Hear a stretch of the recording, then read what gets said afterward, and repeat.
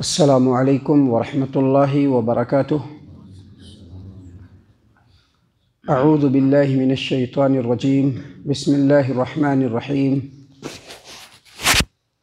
ان تقولوا انما انزل الكتاب على طائفتین من قبلنا وان كنا عن دراستهم لغافلین او تقولوا لو ان انزل علينا الكتاب لكنا اهدى منهم فقد جاءكم بينة من ربكم وهدى ورحمة فمن أظلم ممن كذب بآيات الله وصدف عنها سنجزي الذين يصدفون عن آياتنا سوء العذاب بما كانوا يصدفون۔ محترم سامعین کرام، سورۃ الانعام سورہ نمبر 6 اور اسی سورت سے بھی آپ کے سامنے آیت نمبر 156 157 یعنی 156 157 یہ دو آیات آپ کے سامنے تلاوت کی گئی۔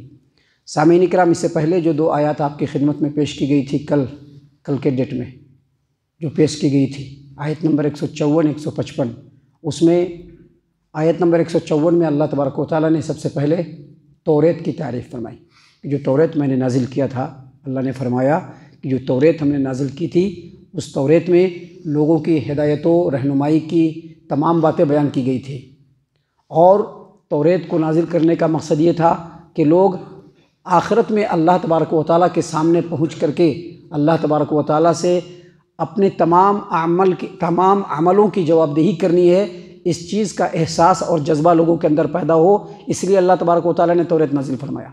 لیکن جیسا کہ کل بتلایا گیا تھا، تاریخی روایتوں کے مطابق اور تفسیری روایتوں کے مطابق توریت 2 مرتبہ گم ہو گئی۔ جو دشمن بادشاہ تھے وہ لے کر کے چلے گئے۔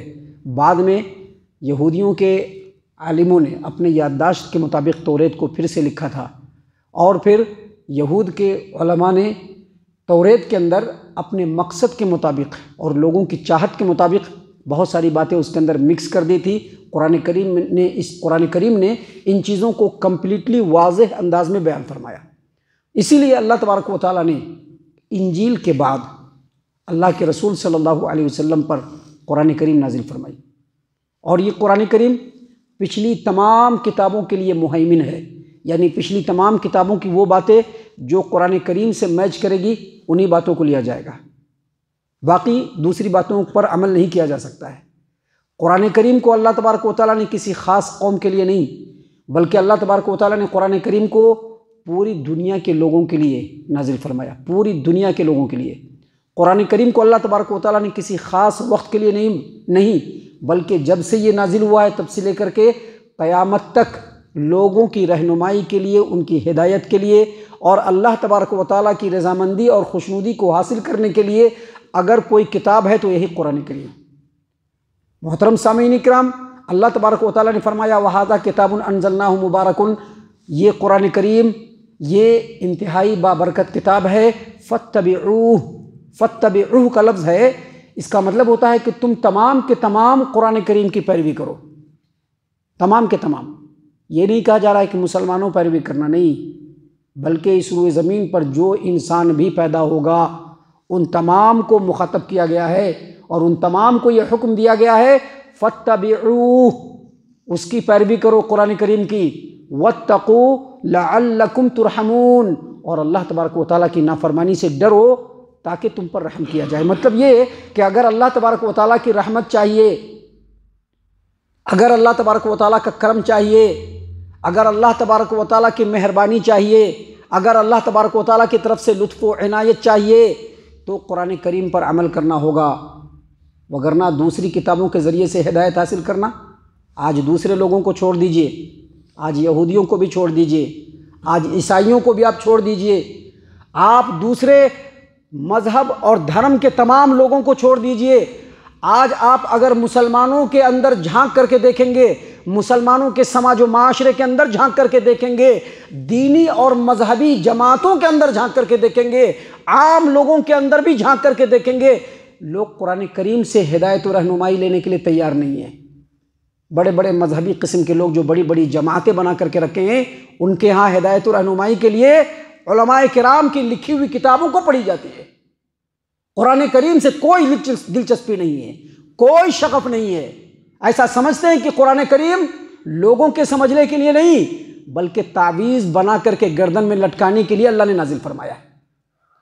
ایسا ان کے ایٹیٹیوڈ سے، ان کے کیریکٹر سے ایسا گمان ہوتا ہے، ایسا خیال ہوتا ہے کہ یہ جو قرآن کریم ہے وہ لوگوں کی ہدایت و رہنمائی کے لیے نہیں، اللہ کی رضامندی اور خوشنودی حاصل کرنے کے لیے نہیں، بلکہ یہ قرآن کریم اس لیے نازل ہوئی تاکہ اس کو جو ہے پرچے کے اوپر لکھ کر کے پانی میں ڈبو کر کے اور گھول گھول کر کے پلایا جائے۔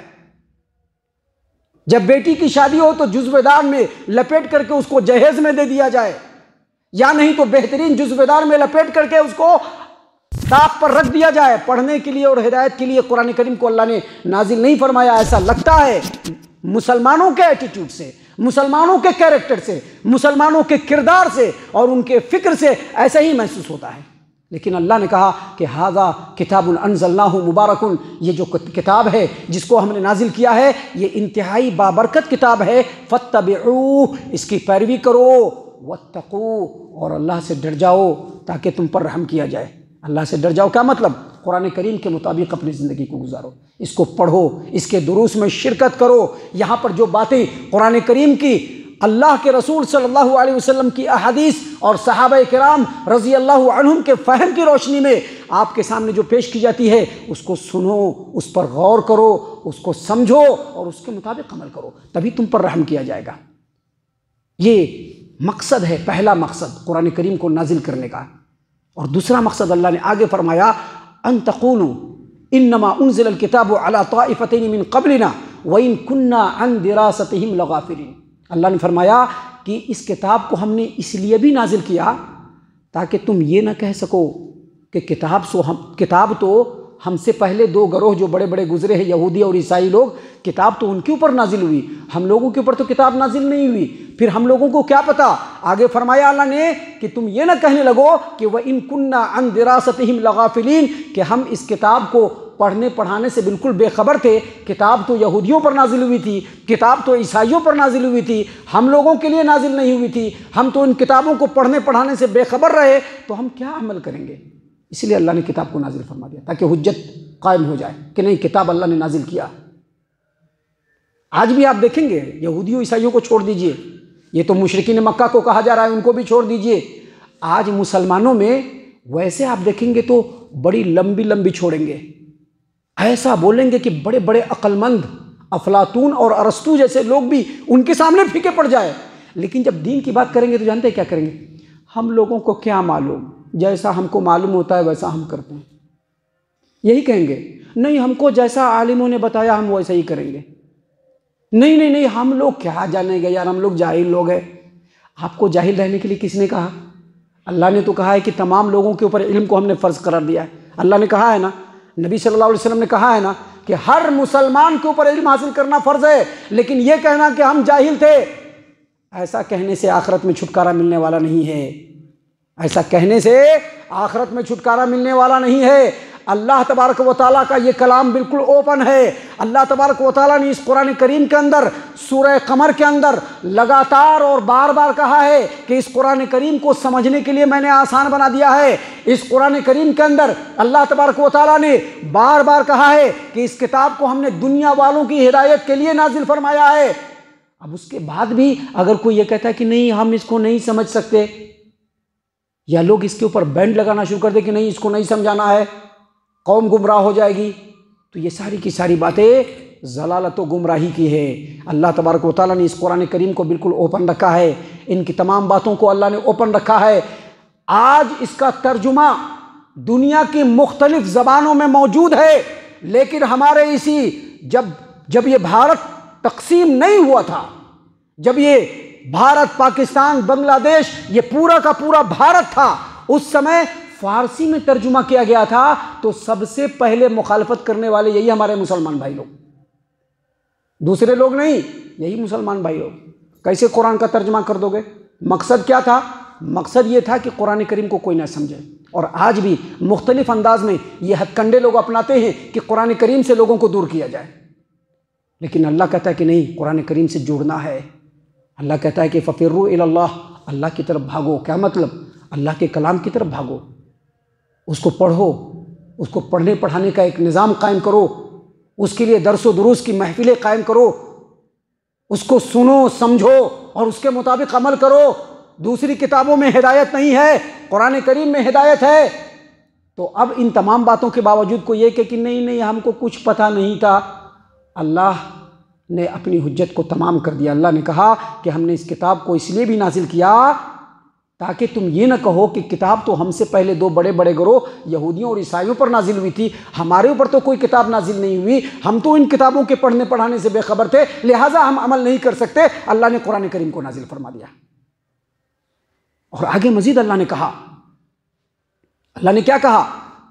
او تقولوا لو انا انزل علینا الکتاب لکنا اہدی منہم۔ آج اگر کسی کو عمل کرنے کے لیے کہیے، عمل کرنے کے لیے ریڈی نہیں ہوں گے، لیکن اگر عمل کرنے کا موقع نہیں ہو تو کیا کہیں گے؟ کاش ہم کو موقع ملتا ہے۔ فار ایگزامپل، یہ ہماری مسجد بنی یا کسی علاقے میں مسجد نہیں تھی، ہماری مسجد بنی، کسی علاقے میں مسجد نہیں تھی، کسی علاقے کے اندر مسجد نہیں تھی، تو وہاں کے لوگ کیا بولیں گے؟ کاش مسجد ہوتی تو ہم خوب نماز پڑھتے، لیکن جب مسجد ہو جاتی ہے تو گھر میں سوئے رہتے ہیں۔ ہوتا ہے کہ نہیں ہوتا ہے؟ اللہ نے کہا کہ ہم نے قرآن کریم کو اس لیے نازل کیا تاکہ تم یہ نہ کہنے لگو کہ اگر ہمارے اوپر بھی کتاب نازل ہوتی تو جیسا یہودی اور عیسائی لوگ ہدایت پا لیے ہم بھی ہدایت پا لیتے تھے، بلکہ ان سے زیادہ ہدایت پا لیتے تھے، لیکن ہمارے اوپر تو کتاب ہی نازل نہیں ہوئی۔ اللہ نے قرآن کریم کو نازل فرما دیا۔ اللہ نے کہا آگے فَقَدْ جَاءَكُمْ بَيِّنَةٌ مِّن رَبِّكُمْ وَهُدًى وَرَحْمَةٌ، تو لو تمہارے رب کی جانب سے اب تمہارے پاس ایک واضح ہدایت اور رحمت آ چکی ہے۔ اب اس کو پڑھو، اس کو سنو، اس کو سمجھو، اس کے مطابق عمل کرو، تبھی جا کر کے تمہارا چھٹکارا ہے۔ اگر اس کو نہیں پڑھو گے، اس کو نہیں سنو گے، اس کے پڑھنے پڑھانے کا نظام نہیں قائم کرو گے، ذلت و رسوائی اور تباہی و بربادی مسلمان قوم کا مقدر ہو جائے گی۔ شاعر نے کہا ہے کہ وہ زمانے میں معزز تھے مسلمان ہو کر اور ہم خوار ہوئے تارک قرآن ہو کر۔ کا مطلب اس قرآن کو چھوڑ کر کے ہم ذلیل و خوار ہو گئے، وہ مسلمان ہو کر کے باعزت ہو گئے اور ہم اس قرآن کو چھوڑ کر کے ذلیل و خوار ہو گئے۔ اللہ نے کہا کہ فقد جاءکم بینۃ من ربکم وہدی ورحمہ، لو اللہ تبارک و تعالیٰ نے تمہارے لیے قرآن کو نازل کر دیا، تمہارے رب کی طرف سے ایک واضح ہدایت کی کتاب آ گئی جو ہدایت بھی ہے، رحمت بھی ہے۔ اللہ نے فرمایا فمن اظلم ممن کذب بآیات اللہ وصدف عنها، جو اللہ تبارک و تعالیٰ کی آیات کو جھٹلائے گا اس سے بڑا ظالم کوئی نہیں ہو سکتا، اور جو اللہ تبارک و تعالیٰ کی آیات سے منہ موڑے گا اس سے بڑا ظالم کوئی نہیں ہو سکتا۔ یہ نہیں کہا کہ غیر قوم، مسلمانوں میں بھی اگر ایسا ہے تو اس سے بڑا ظالم کوئی نہیں ہے، اس سے بڑا فاسق و فاجر کوئی نہیں ہے، اس سے بڑا اللہ تبارک و تعالیٰ کا باغی کوئی نہیں ہے۔ اور آگے اللہ تبارک و تعالیٰ نے فرمایا سنجزی الذین یصدفون عن آیاتنا سوء العذاب بما كانوا یصدفون، اور جو لوگ ہماری آیتوں سے منہ موڑتے ہیں ان کو ان کے اس عمل کی بہت بری سزا ہم دینے والے ہیں۔ قرآن کریم کا درس نہیں ہو مسجدوں کے اندر، اس کے لیے مختلف قسم کی سازشیں رچی جاتی ہے، مسجدوں کے اندر، دوسری جگہوں پر نہیں۔ مسلمان ہے، مسجد کے ذمہ داران ہیں، مسجد کے متولیان ہیں، لیکن امام صاحب نے اگر قرآن کریم کا درس شروع کیا، امام صاحب کو اس مسجد سے امامت کے عہدے سے برطرف کر دیا گیا۔ کیوں؟ کہ قرآن کریم نہیں پڑھنا ہے، ہم جس کتاب کو کہیں گے اس کتاب کو پڑھنا ہے۔ اب بتائیے کہ اللہ نے کیا کہا فمن اظلم ممن کذب بآیات اللہ وصدف عنہا، اس آدمی سے بڑا ظالم کون ہو سکتا ہے جو ہماری آیتوں کو جھٹلائے، اور اس آدمی سے بڑا ظالم کون ہو سکتا ہے جو ہماری آیتوں سے منہ موڑے۔ قرآن کریم کے درس کو نہیں ہونے دینا کیا اللہ کی آیت سے منہ موڑنا نہیں ہے؟ اللہ نے کہا سنجزی الذین یصدفون عن آیاتنا سوء العذاب بما كانوا یصدفون، وہ لوگ جو ہماری آیتوں سے منہ موڑتے ہیں ان کو ہم ان کے اس عمل کی بہت ہی بری سزا دینے والے ہیں۔ اور کیوں نہیں دیں؟ کیونکہ اللہ کے کلام سے وہ خود بھی منہ موڑ رہا ہے اور لوگوں کو بھی اللہ کے کلام سے محروم کرنے کی کوشش کر رہا ہے۔ ہم اللہ تعالیٰ سے دعا کرتے ہیں کہ اللہ تعالیٰ اس بابرکت کتاب کے اوپر ہم تمام کو غور و فکر اور تدبر کرنے کے ساتھ ساتھ ان میں جو ہدایتیں ہیں ان ہدایتوں پر اللہ تبارک و تعالیٰ ہم تمام کو عمل کرنے کی توفیق عنایت فرمائے، آمین۔